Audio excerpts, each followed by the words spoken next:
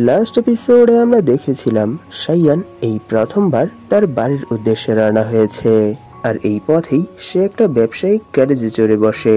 কিন্তু যখনই সেই ক্যারেজ মাউন্টেনের এক জঙ্গলের ভেতর প্রবেশ করে তখনই তাদের সামনে ডাকাত চলে আসে। কিন্তু যখনই তারা সেখানে সাইয়ানের সাহস দেখে তখনই ডাকাতদের লিডার তাদেরকে ছেড়ে সেখান থেকে পালানোর ট্রাই করে, কিন্তু সাইয়ান তাদের এই অ্যাকশনের জন্য তৈরি ছিল না। সবশেষে আমরা দেখেছিলাম সাইয়ান তাদের উপর তার এই ডিফিকাল্টি ডিমনিক টেকনিক অ্যাক্টিভেট করে দেয়। এই এপিসোডের শুরুতে আমরা দেখতে পাই সাইয়ানের বডি থেকে ডার্ক অরা রিলিজ হচ্ছে, আর এরই সাথে সে সেখানে ক্রিপি ইসমাইলের সাথে বলে, কি হলো, তোমরা কি আমাকে মারতে চাও না? আর সেখানেই আমরা কিউনারকে দেখতে পাই, সে এখানে ফুল অ্যাটিটিউডের সাথে তাদের সবাইকে মিডল ফিঙ্গার দেখাচ্ছে। তখনই সাইয়ান সেই ডাকাতদেরকে প্রভোগ করার জন্য বলে, জীবন অনেক ছোট, তাই যদি তোমাদের কোনো ইচ্ছে থেকে থাকে তাহলে সেই ইচ্ছেটা পূরণ করো, নিজের ভেতর দাবিয়ে রেখো না। আর এখানে তোমাদের আমার উপর করুণা করার কোনো দরকার নেই। এইসব শুনে সেই সবগুলো ডাকাত অনেক বেশি রেগে তার উপর অ্যাটাক করার জন্য চলে আসে আর বলে, আমরা এত সময় এখানে তোমার সাথে অনেক ভালো ব্যবহার করেছি, কিন্তু এর বিপরীতে তুমি আমাদের সাথে কি করেছো? আমাদেরকে অপমান আর প্রভোগ করেছো। এর জন্য আমরা তোমাকে কখনোই ক্ষমা করব না, আর এটা ক্ষমার অযোগ্য। তখনই আমরা দেখতে পাই তাদের উপর এই ডিফিকাল্টি ডিমনিক টেকনিকের 80% অ্যাক্টিভেট করা আছে। তখনই সেখানে লিডারও চিল্লাতে চিল্লাতে বলে, হ্যাঁ, সে এখানে আমাদের অনেক সময় নষ্ট করে ফেলেছে, তাই এখন এখানে আমাদের তাকে আমাদের রাস্তা থেকে সরাতেই হবে। তাদের এই অ্যাকশন আর কথা শুনে সাইয়ান সেখানে ক্রিপি ইসমাইলের সাথে বলে, হ্যাঁ, এটাই তোমাদের আসল রূপ। তোমরা এত সময় এখানে শুধু আমাকে বোকা বানানোর চেষ্টা করেছিলে, কিন্তু আমি তো জানি যে তোমরা আসলে কি। তোমরা বিড়াল কুকুরের মতো মানুষদেরকে হত্যা করো, আর যখনই তোমাদের সামনে এরকম কেউ চলে আসে যাকে তোমরা হ্যান্ডেল করতে পারবে না, তখনই তাদের সামনে তোমরা অ্যাক্টিং করতে শুরু করে দাও। না, এরকম কোনো ট্রিক্স আমার সামনে কাজ করবে না। এরই জন্য আজ তোমাদের ভাগ্য অনেক খারাপ, কারণ আজ এখানে তোমাদের মোকাবেলা ভুল মানুষের সাথে হয়েছে। এটা বলেই সে এখানে despised by god and demon alike group targeting নামের এক স্পেল কাস্ট করে, যার জন্য তারা সেখানে আরো অনেক বেশি রেগে যায়। আর এরই সাথে সাইয়ানের উপর অ্যাটাক করার জন্য এগোতে এগোতে বলতে শুরু করে, তাকে মেরে ফেলো, সে যেন আজ এখান থেকে জীবিত পালিয়ে কোথাও যেতে না পারে। তাকে জীবিত ধরেই তার চামড়া উঠিয়ে ফেলো, এরপর এক এক করে তার সবগুলো হাড় ভেঙে পরে তাকে মারবো। কিন্তু আমরা দেখতে পারি যখনই তারা সাইয়ানের কাছে আসে তখনই সাইয়ান সেখানে তার divine impact of zen activate করে ফেলে, আর সেখানেই কিউনার এক ডাকাতকে এক ঘুষি দিয়েই মাঙ্গার ব্যারিয়ার ভেঙে বের করে দেয়। এই সব কিছু দেখে হেডগার্ড আর মিস ওয়াং একে অপরকে জড়িয়ে ধরে বলে, কি মিস্টার সাইয়ান এত বেশি স্ট্রং? আর সেখানেই আমরা এক এক করে সেই ডাকাতদেরকে উড়ে নিচে পড়তে দেখতে পাই। তখনই ডাকাতদের লিডারের জ্ঞান ফিরে আসে, আর এরই সাথে সে বলে, কি হলো, আমি তো কিছুই বুঝতে পারছি না, আমি কেন সেই ছেলের উপর অ্যাটাক করতে গিয়েছি। নিশ্চয়ই এখানে অনেক বড় একটা মিস্টেক হয়েছে। এটা বলেই সে সেখানে পালাতে শুরু করে আর বলে, হেই, এখানে কিছু একটা প্রবলেম আছে, দ্রুত পালাও।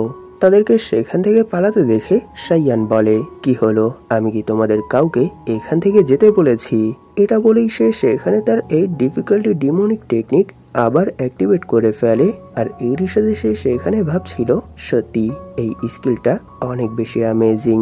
প্রথম তো আমি ভেবেছিলাম যে এটা আমার অনেক বড় একটা লস করিয়ে দিয়েছে, কিন্তু কিছু সময় ইউজ করার পরই আমার মনে হচ্ছে না, এটা কোনো দিক দিয়েই আমাকে লস করায়নি, কারণ এই স্কিলটা যে কোনো পার্সনকেই খুব সহজেই ঠকানোর জন্য পারফেক্ট। তখনই আমরা দেখতে পাই আবার সেই সবগুলো ডাকাত সাইয়ানের উপর অ্যাটাক করার জন্য চলে এসেছে, আর এর সাথে তারা বলছে, মরে যা, আজ তুই এখান থেকে বেঁচে কোথাও পালাতে পারবি না, আজ আমরা সবাই মিলে তোকে এখানেই মেরে ফেলবো।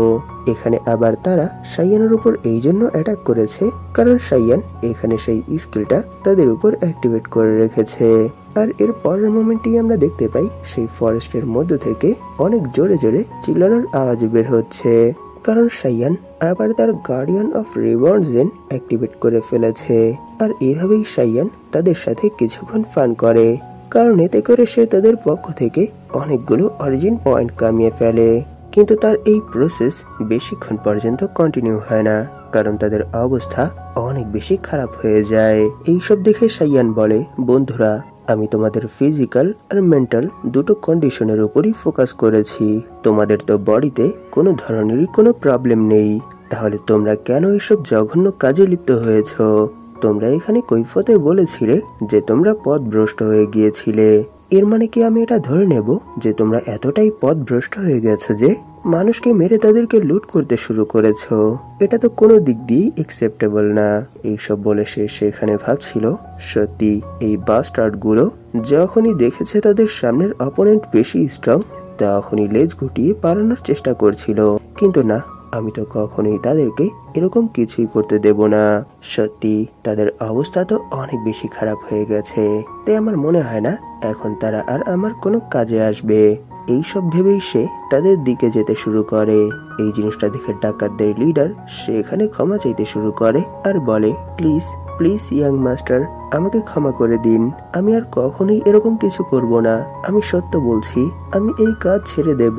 প্লিজ আমাকে ক্ষমা করে দিন। এইসব শুনে সাইয়ান বলে, না, তোমার এই ক্ষমা চাইতে অনেক বেশি দেরি হয়ে গেছে। তাই আমার মনে হয় না তুমি এই লাইফে যেই পাপগুলো করেছো সেই পাপের প্রায়শ্চিত্ত এই জীবনে আর করতে পারবে। তাই আমি আশা করছি পরের জন্মে তুমি অনেক ভালো কাজ করবে। এইসব বলেই সাইয়ান তার finger of flowery sword use করে তাদের সবাইকে সেখানেই শেষ করে দেয়। এইসব দেখে মিস ওয়াং অনেক বেশি শক হয়ে যায় আর এরই সাথে সে সাইয়ানের দিকে দৌড়তে শুরু করে আর বলে, মিস্টার সাইয়ান, সত্যি আপনি অনেক বেশি অ্যামেজিং। সে তার এই কথা পূরণ করার আগেই নিচে পড়ে যায়। এই জিনিসটা দেখে হেড গার্ড ওনার জন্য টেনশন করতে শুরু করে।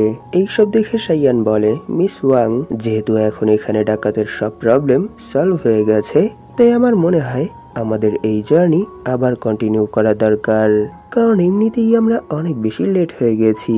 আর তখনই আমরা দেখতে পাই মিস ওয়াং মাটিতেই এক পোজ নিয়ে বলে, মিস্টার সাইয়ান, সত্যি আপনি অনেক বেশি অ্যামেজিং। কারণ আমি কখনোই ভাবিনি যে আপনি এত বেশি স্ট্রং হবেন, কারণ আপনি একাই এখানের যতগুলো ডাকাত ছিল তাদের সবাইকে শেষ করে দিয়েছেন। সত্যি আপনি এখানে তাদেরকে মেরে আমার জীবন বাঁচিয়েছেন। তাই আমি বুঝতে পারছি না এখন আপনাকে এর রিওয়ার্ড রূপে কি দেওয়া দরকার। এইসব শুনে সাইয়ান বলে, না না, এখানে আপনাকে আমার রিওয়ার্ড দেওয়ার কোনো দরকার নেই। যদি সত্যি আপনি আমাকে কোনো রিওয়ার্ড দিতে চান তাহলে প্লিজ আপনি আমাকে আমার গন্তব্যে পৌঁছে দিন, এটাই আমার জন্য আমার রিওয়ার্ড হবে। আর সেখানেই আমরা কিউনারকে মিস ওয়াং এর মাথায় ঠোকরাতে দেখতে পাই, যার জন্য তিনি সেখানে অনেক বেশি টেনশনে ছিলেন। আর এরই সাথে তিনি বলছিলেন যে না জানি কেন হঠাৎ করে আমার মাথায় তো ভার ভার লাগছে আর এরই সাথে অনেক বেশি ব্যথা করছে। আর পাশ থেকে হেড গার্ড বলে, মিস্টার সাইয়ান, প্লিজ আমাকে ক্ষমা করে দিবেন, কারণ যদিও আমার কাছে চোখ আছে কিন্তু এরপরও আমি আপনাকে চিনতে পাইনি যে আপনি কোনো সাধারণ পার্সন না, আপনি অনেক মহান একজন পার্সন। তাই প্লিজ অতীতে আমি আপনার সাথে যেই খারাপ ব্যবহারগুলো করেছিলাম তার জন্য আমাকে ক্ষমা করে দিন। এইসব শুনে সাইয়ান বলে, না না, ক্ষমা চাওয়ার কোনো দরকার নেই, চলুন আমরা আমাদের জার্নিতে যাই। আর সেখানে কিউনার এখনো মিস ওয়াং এর মাথায় বসেছিল। তখনই সাইয়ান কিউনারকে নিয়ে সেখান থেকে যেতে শুরু করে আর বলে, হেড গার্ড চু, এখানে আপনাকে এই বিষয়ে টেনশন করার কোনো দরকার নেই, কারণ আমি পাস্টে যা কিছু হয়েছে সেই সব কিছুই ভুলে গেছি। কিন্তু এই সময় মিস ওয়াং এর অবস্থা অনেক বেশি খারাপ হয়ে আছে, তাই প্লিজ আপনি দ্রুত ওনাকে উঠিয়ে গ্যারেজে নিয়ে যান। এটা শুনে হেড গার্ড সেখানে অনেক বেশি ব্লাশ করতে শুরু করে আর বলে, কি আমি? তখনই আমরা মিস ওয়াংকে বেহুশ অবস্থায় মাটিতে পড়ে থাকতে দেখতে পাই। আর এর পরের সিনেই আমরা দেখতে পাই সাইয়ান গ্যারেজে বসে আছে আর এরই সাথে সে বলে, সত্যিই আমি একজন ভালো মানুষ, তাই তো আমি এখানে তাদের যত্ন নিয়েছি। আর সেখানেই আমরা দেখতে পাই হেড গার্ড মিস ওয়াংকে গ্যারেজে নিয়ে যাচ্ছে। এইসব দেখে কিউনার বলে, মাস্টার, যেহেতু আপনি এখানে সবগুলো ডাকাতকে হারিয়ে তাদের সবাইকে বাঁচিয়েছেন, এর মানে নিশ্চয়ই এখন থেকে হেড গার্ড আর আপনার সাথে খারাপ ব্যবহার করবে না আর এরই সাথে আপনাকে রেসপেক্ট করতে শুরু করবে, তাই না? এটা শুনে সাইয়ান কিউনারের মাথায় হাত বুলিয়ে বলে, কে জানে, যেটা হওয়ার সেটা তো হবেই। আর আজ এখানে যা কিছু হয়েছে সেই সব কিছুই আমাদের ভাগ্যেই লেখা ছিল। সত্য বলতে কি, ভাগ্য অনেক খারাপ একটা জিনিস। আর সব সময় একটা কথা মাথায় রেখো যে যখন তুমি কাউকে খুঁজবে আর তাকে খুঁজে কোথাও পাবে না, তখন এটা ধরে নিও যে সেই পার্সন তোমার সামনে না, সেই পার্সন তোমার পেছনেই আছে। আর যখনই তুমি পেছনে ঘুরে তাকাবে তখনই তুমি তাকে তোমার জন্য সেখানেই অপেক্ষা করতে দেখতে পাবে। আর এরপর সিনেই আমরা দেখতে পাই তারা একটা ভিলেজের কাছে চলে এসেছে। তখনই আমরা জানতে পারি সেই ঘটনার 4 দিনের ট্রাভেলের পর তারা সেই ভিলেজে চলে এসেছে। আর এই 4 দিনে তাদের সামনে আর কোনো ধরনেরই বাধা বিপত্তি আসেনি। আর এই সময়ের মধ্যেই সাইয়ান নিজেকে তাদের কাছ থেকে বিদায় জানানোর জন্য তৈরি করে ফেলেছে। আর এরপর যখন সাইয়ান সেখান থেকে চলে যাবে তখন মিস ওয়াং বলে, মিস্টার সাইয়ান, সত্যি কি আপনি এখন এখান থেকে এভাবেই চলে যাবেন? আপনি কি একবারও আমাদের ওয়াং ফ্যামিলিতে জয়েন হওয়ার কথা ভাবেননি? প্লিজ, আপনার মাথায় যদি এই কথাটা একবার হলেও এসে থাকে তাহলে আপনি নির্দ্বিধায় আমাদের ফ্যামিলিতে যুক্ত হতে পারবেন। এর জন্য আমি আপনার কম্বাইন হওয়ার জন্য তৈরি আছি। এইসব শুনে সাইয়ান বলে, সত্যি আপনার এই অফারটা অনেক বেশি অ্যামেজিং ছিল, কিন্তু আফসোসের সাথে বলতে হচ্ছে যে আমি এরকম একটা পার্সন যে সব সময় মুক্ত থাকতে চায়। এরই জন্য কষ্টের সাথে বলতে হচ্ছে যে আপনার এত ভালো একটা অফার পাওয়া সত্ত্বেও এখানে আমার আপনাকে মানা করতে হবে। তখনই সেখানে হেড গার্ড বলে, মিস্টার সাইয়ান, সত্যি এখানে আমি আপনার প্রতি কৃতজ্ঞ, কারণ আপনি আমার জীবন বাঁচিয়েছেন, কিন্তু এর বদলে আমি আপনাকে কিছুই দিতে পারিনি। তাই আমি শুধু আপনার জন্য শুভযাত্রাই কামনা করছি। সত্যি আমি যদি একটা নারী হতাম তাহলে আমি আমার শরীর দিয়ে হলেও আপনার এই ঋণ পরিশোধ করে দিতাম। এটা শুনে সাইয়ান সেখানে এক অকওয়ার্ড ফেস বানিয়ে বলে, না না, যদি তুমি একটা মহিলাও হতে এরপরও তোমাকে তোমার শরীর ইউজ করে আমার ঋণ পরিশোধ করতে হতো না। আর সেখানে কিউনারও অনেক বেশি শখ হয়ে বলে, সত্যি আমার মাস্টার এতটাই হ্যান্ডসাম যে শুধু নারী না, পুরুষরাও তার প্রতি আকৃষ্ট হয়ে যায়। আর এই বিদায় শেষে সাইয়ান এটা ভাবতে ভাবতেই সেখান থেকে যেতে শুরু করে যে সত্যি এই দুই চরিত্র অনেক বেশি ইন্টারেস্টিং, তাই এখন আমি শুধু তাদের জন্য ভবিষ্যতের শুভকামনাই আশা করতে পারি। তখনই সিন জি ভিলেজের উপর শিফট হয়, যেখানে পৌঁছানোর পর সাইয়ান বলে, তাহলে কি এটাই সেই ভিলেজ যেটা আমি এই ওয়ার্ল্ডের সাইয়ানের বডিতে আসার পর তার মেমোরিতে দেখেছিলাম? এইসব ভাবতে ভাবতেই সাইয়ান সেখানে দাঁড়িয়েছিল। তাকে সেখানে এভাবে দাঁড়িয়ে থাকতে দেখে কিউনার বলে, কি হলো মাস্টার, আপনি কেন এখনো ভেতরে না যে এখানেই দাঁড়িয়ে আছেন? আমার মনে হয় আপনি অনেক বেশি অকওয়ার্ড ফিল করছেন, তাই না? এটা শুনে সাইয়ান বলে, না না, এরকম কোনো বিষয় না। এটা বলে সে সেখানে ভাবছিল, আমি এই সময়ে যার বডিতে আছি তার নাম আর চেহারা হুবহু আমার মতোই। এরই জন্য আমার মনে হয় এই সময় আমি একটা প্যারালাল ওয়ার্ল্ডে আছি, কিন্তু আমার আগের লাইফে কোনো ফ্যামিলি ছিল না। এরই জন্য এখন এখানে তাদের সাথে কিরূপ ব্যবহার করব এটাই আমি বুঝতে পারছি না। সত্যি এর জন্য আমার এখানে অনেক বেশি অদ্ভুত ফিল হচ্ছে। তখনই তারা পাশ থেকে কারোর আওয়াজ শুনতে পায়, যারা বলছে, না, এটা হতে পারে না। এই আওয়াজ শুনে সাইয়ান আর কিউনার সেই দিকে তাকায়। তখনই আমরা দেখতে পাই সেখানে দুজন পার্সন বলছে, দেখো সেই মুখ, সেই শরীর আর সেই চেহারা, নিশ্চয়ই ওই সে। এটা শুনে পাশের জন বলে, না, এটা কি করে হতে পারে? আমি তো ভেবেছিলাম সে আর কখনোই এখানে আর ফিরে আসবে না। এইসব দেখে সাইয়ান বলে, সত্যি আমি বুঝতে পারছি না যে এখানে কি হচ্ছে। আর পাশ থেকে কিউনার বলে, মাস্টার, আমার তো মনে হচ্ছে নিশ্চয়ই এখানে কোনো না কোনো বড় প্রবলেম হয়েছে। আর এই প্রবলেম এক হয়তো আপনাকে নিয়ে, নয়তো আপনার ফ্যামিলিকে নিয়ে। তখনই সেখানে একজন চিল্লাতে চিল্লাতে বলে, অনেক বড় একটা খবর, জি ফ্যামিলির দ্বিতীয় ছেলে যে একটা মেয়ের সাথে কিছু বছর আগে পালিয়ে গিয়েছিল সে আবার ফিরে এসেছে। এটা শুনে সবাই এক এক করে শক হয়ে বলতে শুরু করে, কি জি ফ্যামিলির সেই দ্বিতীয় ছেলে আবার ফিরে এসেছে? সে তো তাদের ফ্যামিলির মধ্যে সব থেকে বড় বোকা ছিল, কিন্তু যেহেতু সে আবার ফিরে এসেছে এর মানে নিশ্চয়ই তাদের পূর্বপুরুষরাই তাকে এতে সাহায্য করেছে। আর আরেকজন বলে, সত্যি আমি তো ভেবেছিলাম সে আর কখনোই ফিরে আসবে না, কারণ তার চেহারা অনেক বেশি সুন্দর ছিল। আর পাশ থেকে আরো একজন বলে, হ্যাঁ, আমিও ভেবেছিলাম যে তাকে তার এই সুন্দর চেহারার জন্য অনেকের কাছে বিক্রি হতে হয়েছে, কিন্তু এত সময় পর সে যেহেতু আবার ফিরে এসেছে, এটা দেখে এই জিনিসটাই বোঝা যাচ্ছে যে সুন্দর চেহারার মানুষদের ভাগ্য সত্যিই অনেক ভালো হয়।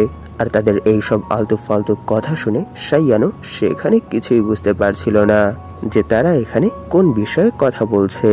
আর এইসব শুনে কিউনার সেখানে অনেক বেশি রেগে তাদের উপর চিল্লাতে শুরু করে আর বলে, না, আমার মাস্টার বোকা না, তিনি অনেক বেশি ইন্টেলিজেন্ট। নিশ্চয়ই তোমরা সবাই ওনার চেহারার জন্যই ওনার প্রতি এত বেশি ঈর্ষান্বিত হয়ে আছো। এইসব শুনে সাইয়ান বলে, কিউনার, তারা তো এখানে ঠিকই বলেছে, কারণ আমি যখন ছোট ছিলাম তখন সত্যিই আমি অনেক বড় এক বোকা ছিলাম। আমি তো কিছু সময় আগেই চালাক হয়েছি। আর এমনিতেও তারা এখানে আমার এত বদনাম এই জন্য করছে কারণ তারা সত্যিই আমার চেহারার জন্য আমার প্রতি অনেক বেশি জেলাস ফিল করে। তাই তাদের উপর কান দেওয়ার কোনো দরকার নেই, কারণ এখনো আমার ফ্যামিলি মেম্বারদের সাথে দেখা করা বাকি আছে। এটা বলেই সে এগোতে শুরু করে। আর পাশ থেকে কিউনার বলে, হ্যাঁ মাস্টার, আপনি ঠিক বলেছেন। এখনো আমি এই জিনিসটাই দেখতে চাই যে আপনার ফ্যামিলি মেম্বাররা আসলে কেমন। আর সেখানে সাইয়ান ভাবছিল, সত্যিই আমি জানি না যে আমি এখানে কেন এসেছি। নিশ্চয়ই এটা এই বডির আসল ওনারেরই একটা ইচ্ছে হবে, যার জন্য আমি এত জায়গা ছেড়ে এখানেই এসেছি। এইসব ভাবতে ভাবতেই সে সেই দরজা ধাক্কা দেয়। আর এর সাথে সে আবার মনে মনে বলে, তাই এখন শুধু আমার তার বিহেভিয়ারের সাথে সামঞ্জস্য রেখেই সবগুলো কাজ করতে হবে, কারণ আমি তার মেমোরিতে তার ফ্যামিলিকেও দেখেছি। তখনই আমরা এক এক করে তার মা, বাবা আর বোনকে দেখতে পাই। তাকে দেখে তাদের সবার মন্তব্য ভিন্ন ভিন্ন ছিল। তখনই আমরা ফাইনালি তার ফ্যামিলির চেহারা দেখতে পাই, যে এখানে সাইয়ানের 2 কাজিন আর তার বাবা মা ছিল। তাকে দেখে তারা বলে, তাহলে সত্যিই এটা তুমি? তখনই তার মা অনেক বেশি রেগে বলে, ইউ লিটল বাস্টার্ড, তুমি এত অকৃতজ্ঞ কি করে হতে পারো?